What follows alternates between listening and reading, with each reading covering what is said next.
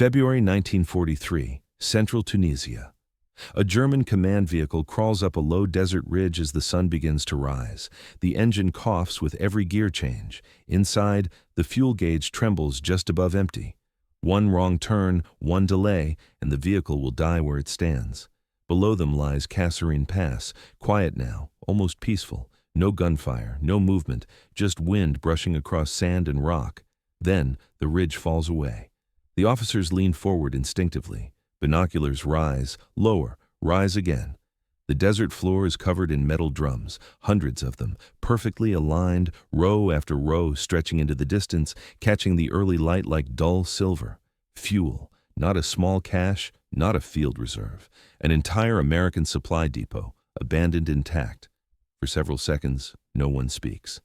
The desert is known for illusions, for mirages that vanish when you blink. But this does not disappear. One officer finally exhales.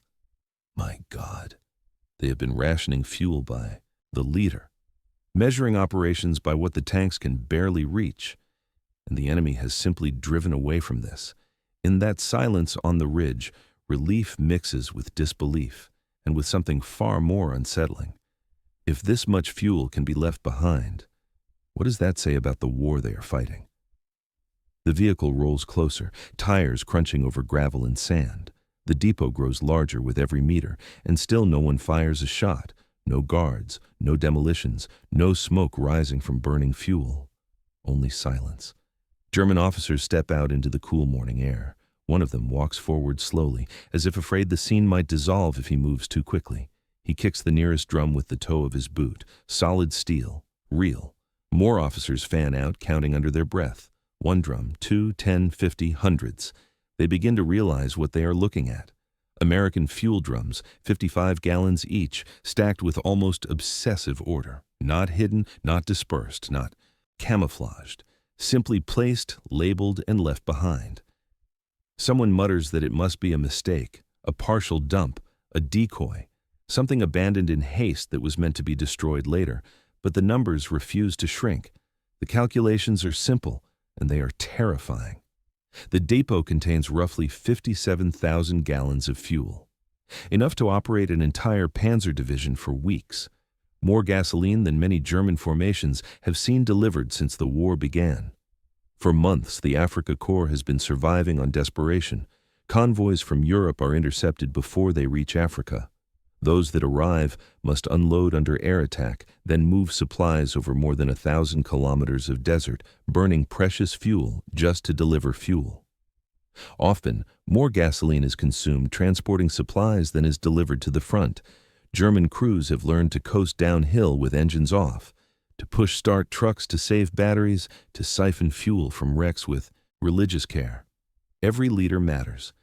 And now, standing in the open desert, they are surrounded by fuel on a scale that feels obscene. An intelligence officer begins checking crates nearby.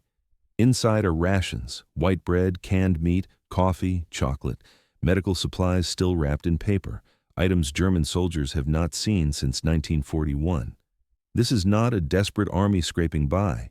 This is an army that planned to have more than it needed. The officers exchange glances. Relief is undeniable. Engines can run again. Vehicles can move. Operations that were impossible yesterday are suddenly imaginable.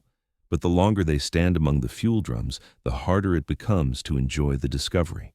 Because this was not hidden, it was not guarded, it was not defended to the last man, it was abandoned, and that realization changes everything. As word spreads through the division, officers arrive one by one, not to celebrate, but to measure. They do not cheer. They calculate. Clipboards appear, notebooks, pencils scratched blunt from overuse. Fuel officers begin counting drums more carefully now, walking the rows with methodical precision. Estimates turn into figures. Figures turn into comparisons. 57,000 gallons. Someone quietly compares it to recent delivery records. Another checks divisional logs from the previous months. The numbers do not align. They never do. When German fuel arrives in North Africa at all, it comes in fragments. Convoys slip through at night. Tankers are sunk faster than they can be replaced. What survives unloading is bombed at port. What reaches the road is consumed, hauling itself forward. Even in good months, a panzer division might receive a fraction of what it requires. In bad months, almost nothing. And now, in one abandoned American depot, lies more gasoline than some German formations have received in an entire quarter. An intelligence officer records the scene in his notebook, already aware that no headquarters report will fully convey what this feels like. Later, he will write that they found more fuel in a single American dump than most German divisions had seen since El Alamein. The fuel solves immediate problems. Vehicles marked non-operational are suddenly alive again. Tanks that sat silent for days are refueled within hours. Trucks roll forward that had been written off as losses. The division can move. But movement only sharpens the unease. German officers begin asking questions that have nothing to do with tactics. Why was this left? Why was it not destroyed? Why was it not defended? Captured American documents provide no comfort. Logistics plans assume redundancy as a baseline. Supplies are layered, duplicated, and replaced automatically. Loss is expected. Waste is acceptable. For German planners, trained to achieve miracles with scarcity, this mindset feels alien, almost reckless. One officer voices what others are thinking. If they can abandon this, they have more behind it. That thought settles heavily over the depot. The fuel no longer looks like salvation. It looks like evidence that the enemy is not operating on the margins, evidence that American losses are inconveniences, not crises, evidence that this war is being fought on terms Germany does not control. The fuel will be burned, the trucks will roll, the tanks will advance. But standing among those endless rows of drums, the officers begin to understand something far more dangerous than shortage. They are fighting an enemy whose strength is not measured by what they capture, but by what the enemy can afford to leave behind. And that realization will follow them long after the fuel is gone. On the morning of February 14, 1943, the Afrika Korps goes on the offensive. For 2 years, German forces in North Africa have refined desert warfare into an art, maneuver, concentration, coordination between armor, infantry, and artillery. These are veterans of Poland, France, and the early victories against Britain. Across the ridgelines and valleys of central Tunisia, they face an enemy still learning how to fight. American units of the WW2 Corps are spread thin, positioned on isolated hilltops with little mutual support. Their commanders expect probing attacks, not a concentrated armored blow. Many of their tank crews are entering combat for the first time. The German attack comes fast and hard. Panzer divisions punch through mountain passes and dry riverbeds, tanks advancing with practiced discipline. Artillery fires with precision. Infantry moves in close behind armor, sealing off escape routes. American positions collapse in sequence. At Sidi Bouzid, entire U.S. armored elements are caught in the open.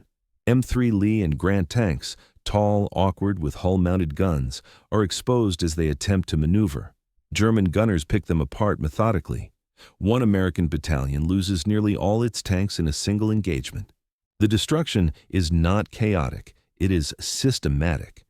German veterans execute textbook combined arms tactics they have practiced for years. American crews charge forward bravely, but without coordination, without experience, and often without effective communication. Tanks advance piecemeal into concentrated fire. Support arrives too late or not at all. Within days, the Germans have achieved what appears to be a decisive victory. Hundreds of American vehicles are destroyed or abandoned. Artillery pieces are overrun. Entire supply lines disintegrate as U.S. forces retreat westward through Kasserine Pass. For the first time, German commanders feel the familiar sensation of operational momentum. The enemy is breaking. The path forward seems open. This is, by every tactical measure, a triumph. But even as German armor rolls forward, an old enemy keeps pace alongside them. Fuel. As panzer units regroup after their victories, reports begin to arrive. Tanks running low, trucks halted. Recovery vehicles immobilized not by damage, but by empty tanks. German formations have smashed the enemy, but they cannot pursue him. They have won the battle, and already they are being forced to stop. German tanks sit where the fighting is ended, engines idling, crews waiting for orders that do not come. The battlefield belongs to them.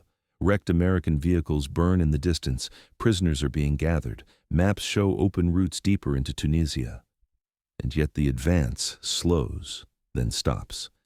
Fuel reports arrive one after another. Panzer companies report tanks running on fumes. Supply trucks fail to reach forward units. Recovery vehicles meant to tow damaged armor cannot move themselves. The victory has consumed what little fuel remained. In several units, operational tanks are abandoned in place, not because they are damaged, but because their fuel gauges read empty. Crews destroy sensitive equipment and walk away, leaving machines that could have fought on, if only they could move. The irony is bitter. German forces have broken the enemy's lines, but they cannot exploit the breakthrough. They win ground they cannot hold. They destroy formations they cannot pursue. Each success carries within it the seed of paralysis. Field commanders understand the pattern all too well. This has been happening for months. Operations are no longer decided by tactical opportunity, but by arithmetic. How many kilometers remain in the tank? How many vehicles can be refueled? Which units must wait and which will be sacrificed to keep others moving? Even at the highest levels, the truth is acknowledged quietly.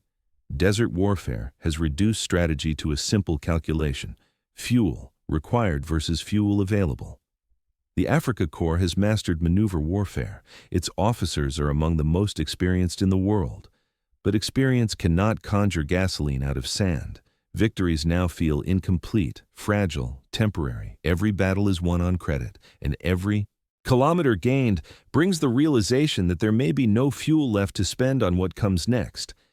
As American forces retreat westward through Kasserine Pass, they leave more than wrecked vehicles behind. They leave infrastructure. German reconnaissance units move cautiously at first, expecting traps or demolitions. Instead, they find depot after depot, established according to American doctrine, and then simply abandoned. These are not small caches meant to support a single unit. They are expansive logistical hubs laid out with deliberate spacing and redundancy. American planners have built supply depots every few dozen miles, each stocked heavily enough to sustain operations, even if neighboring depots are lost. To German quartermasters, the scale feels unreal. Fuel drums are stacked in long, perfectly aligned rows. Trucks sit parked with keys still inside. Spare parts are crated and labeled. Ammunition is boxed in quantities that exceed what German units receive for entire campaigns. And then there's the food. Fresh white bread, canned meat, coffee made from real beans, not substitutes, chocolate bars packed by the crate, cigarettes by the 1,000 cartons, medical supplies still wrapped, including drugs. German field hospitals have not seen since the early years of the war. German soldiers descend on the depots with the hunger of men who have lived on scarcity for years. They eat American rations, standing up, barely speaking, as if afraid the abundance might vanish if acknowledged too loudly. For many, the chocolate alone exceeds what their families receive in a month back home. But even as troops eat and vehicles refuel, officers walk the rows in silence. They are not thinking about the meal. They are thinking about the system that produced it. This was not a final reserve. It was not a desperate stockpile. It was one layer in a much larger machine. American logistics assume loss. They plan for waste. They expect depots to fall and simply replace them. What the Germans are capturing is not a miracle. It is routine. And that realization begins to turn relief into something colder. Because if this is what the Americans leave behind in retreat, then the true weight of what they can bring forward has yet to be seen. For a brief moment, the crisis appears solved. Fuel flows freely from American drums into German tanks and trucks. Vehicles long marked as non-operational are suddenly mobile again. Columns that had been frozen in place begin to move. Orders once dismissed as impossible are reconsidered. The Afrika Korps breathes. But as the days pass, relief begins to sour. German officers compare notes across units. Every depot tells the same story. The abundance is not isolated. It is systematic. American supply dumps are built with the expectation that some will be lost, overrun, or abandoned. Loss is not a failure. It is planned for. Captured American field manuals confirm what the depots suggest. Divisions, are allocated supplies in quantities that feel excessive to German planners. Requests are filled in full, then padded with reserves. Redundancy is not wasteful, it is doctrine. One German officer remarks that the enemy does not measure fuel in drums or liters, they measure it in shiploads. The implication is impossible to ignore. What the Germans have captured will be replaced quickly. What they are burning now represents only a fraction of what is already crossing the Atlantic. Short term, the captured supplies transform operations, transport units revive, artillery batteries fire more freely, even staff cars run again. But strategically, the picture darkens. German forces are now advancing only where American supplies can be seized. Every offensive plan begins to resemble a scavenging expedition. Success becomes dependent not on breaking the enemy, but on finding his warehouses intact. An uncomfortable dependency takes hold. The Afrika Korps is no longer sustained by Germany. It is sustained by its enemy.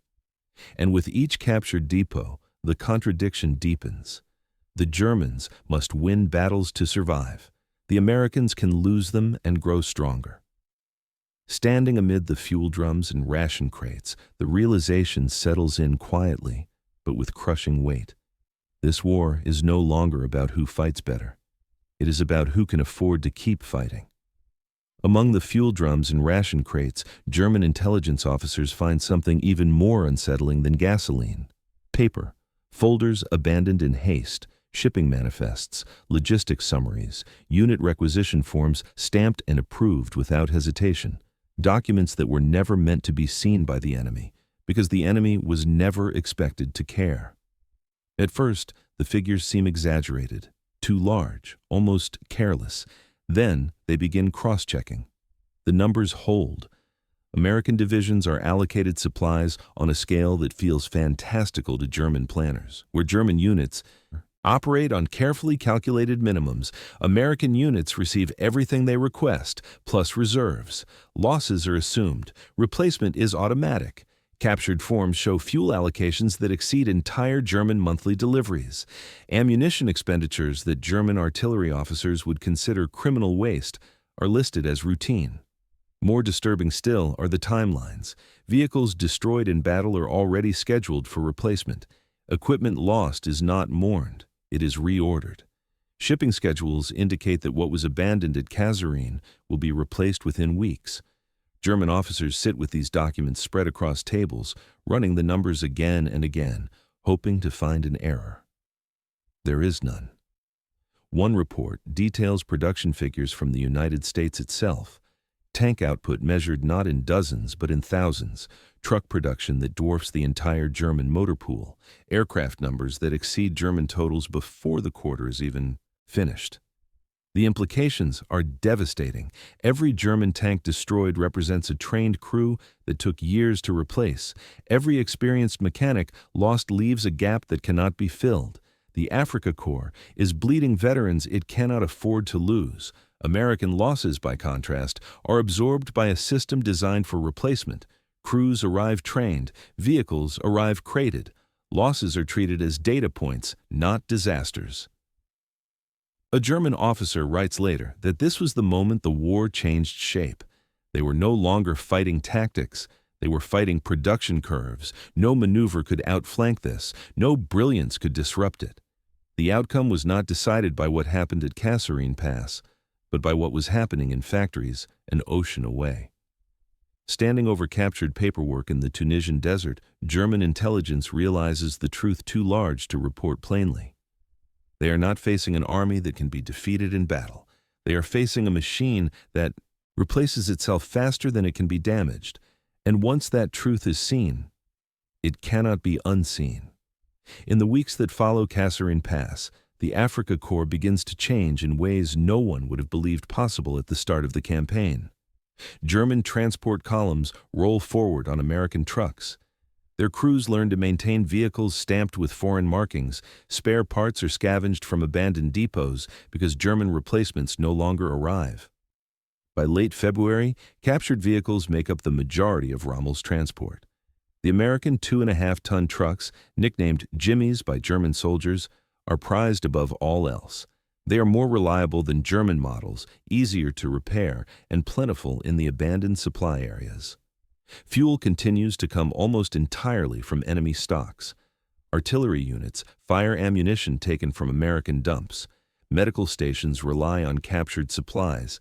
German wounded receive treatment with drugs produced in factories thousands of kilometers away by the very nation they are fighting. On paper, the situation appears improved. The army moves again. Operations continue. The front does not collapse. But beneath the surface, the reality is far darker. Every advance now depends on capturing more American material. Every plan assumes the next depot will be found intact. Every kilometer forward is powered by supplies that cannot be replaced once consumed. The Afrika Korps has become dependent on its enemy. Maintenance becomes a nightmare. American vehicles require tools and parts German workshops cannot manufacture.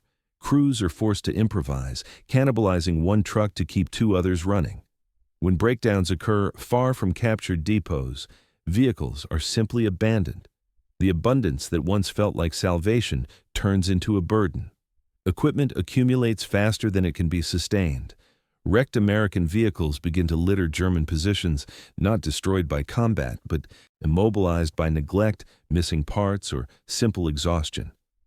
A veteran officer later describes the transformation bluntly. They had not become stronger. They had become parasitic. The Afrika Korps is no longer an independent fighting force supplied by Germany. It is an army surviving on borrowed fuel, borrowed trucks, borrowed time. And every mile driven on American gasoline brings them closer to the moment when there will be nothing left to take. For much of the campaign, Field Marshal Erwin Rommel has dismissed the Americans as clumsy and inexperienced. Brave, perhaps, but untested, poorly led, and tactically naive. Kasserine Pass seems to confirm it. And then Rommel sees the depots. He walks through the captured supply areas in silence, his staff trailing behind him. Fuel drums stretch to the horizon. Crates of food and ammunition sit untouched. Vehicles stand ready to move, abandoned not because they were damaged, but because they were deemed expendable. According to those present, Rommel stops for a long time without speaking. He does not comment on the battle. He does not praise the victory. He studies the supplies. What unsettles him is not the quantity alone, but the ease with which it was lost.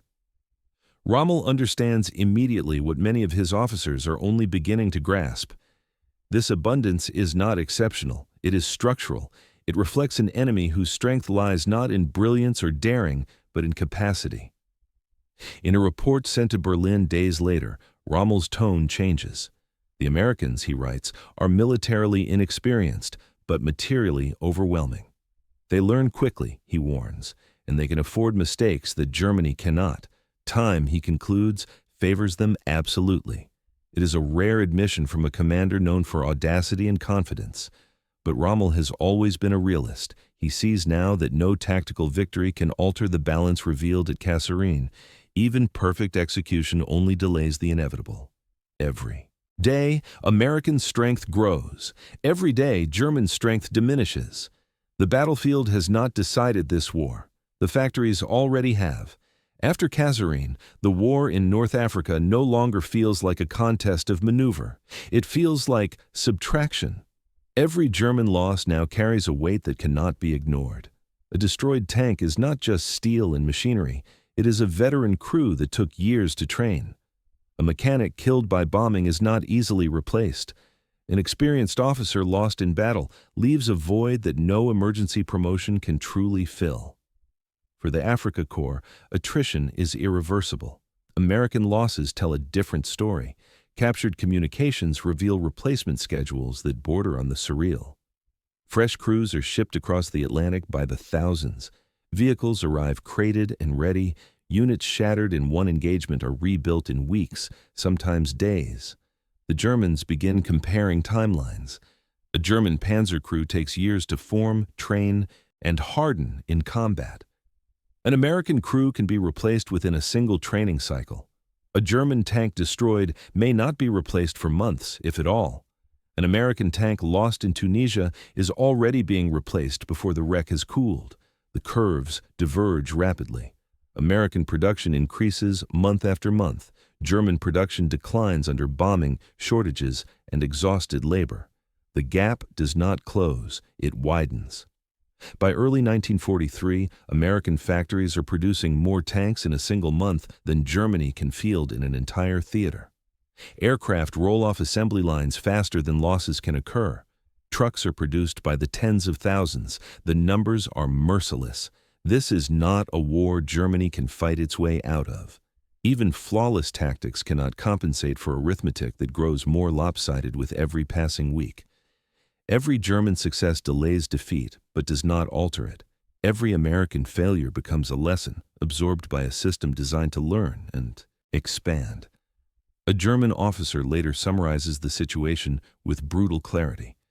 They could win every battle and still lose the war. Because this war is no longer decided by courage or experience or even brilliance. It is decided by multiplication. And Germany is fighting with finite resources against an enemy whose capacity appears limitless. By the time the Afrika Korps understands this fully, there is nothing left to change, only time to lose. In the weeks after Kasserine Pass, the Afrika Korps continues to fight. On paper, it still exists as a formidable force. Its units maneuver, its guns fire, its commanders plan operations with the same skill that once brought victory across half of Europe.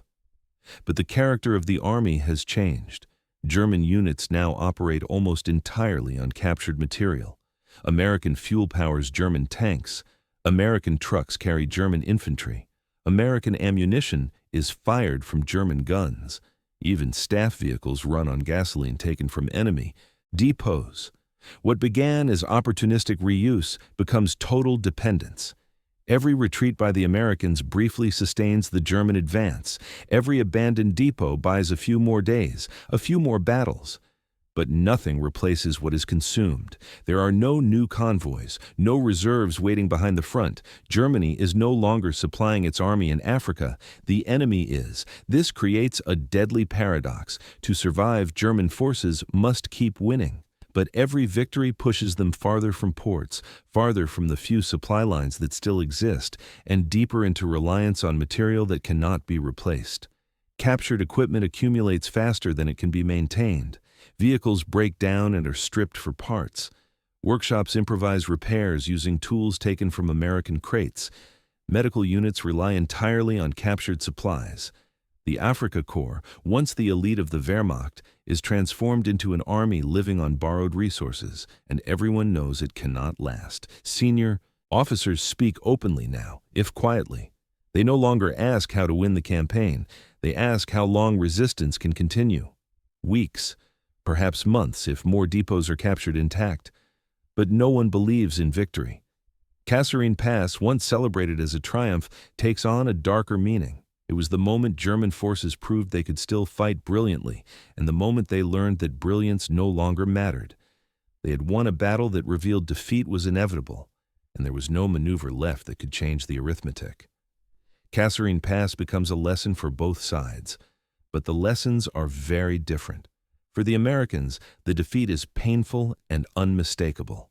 Units are shattered, commanders are exposed, doctrine is tested under fire and found wanting. There is no attempt to disguise the failure. Instead, it is studied. Within weeks, changes ripple through the U.S. Army in North Africa. Ineffective commanders are replaced. Training is intensified.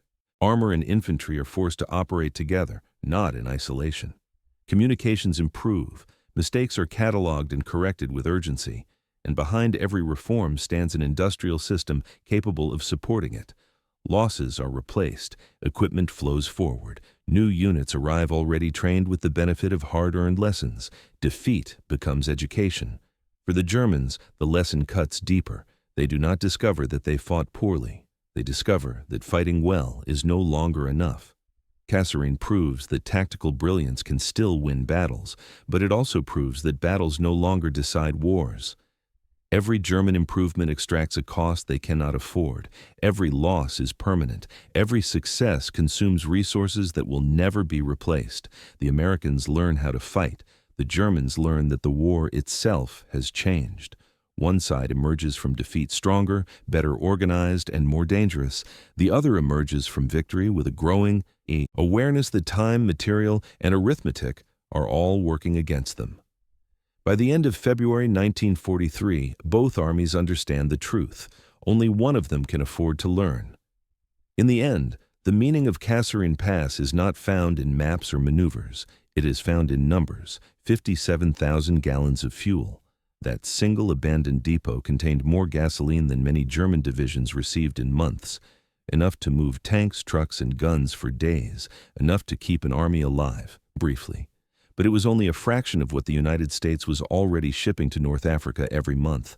What Germany measured in drums, America measured in shiploads. What Germany struggled to accumulate over half a year, America replaced in weeks. For the Americans, Kasserine was a defeat that could be absorbed, studied, and corrected. Their losses were painful, but temporary. For the Germans, Kasserine was a victory that revealed something far worse than failure. It revealed impossibility. They captured fuel that proved they could not supply themselves. They won a battle that showed the war had already been decided elsewhere, in factories, rail yards, and ports an ocean away. Those 57,000 gallons were burned, truck by truck, tank by tank, until nothing remained. But the truth they revealed did not disappear with them. At Kasserine Pass, the Afrika Korps did not lose because it fought poorly. It lost because it was fighting arithmetic, and arithmetic in modern war always wins.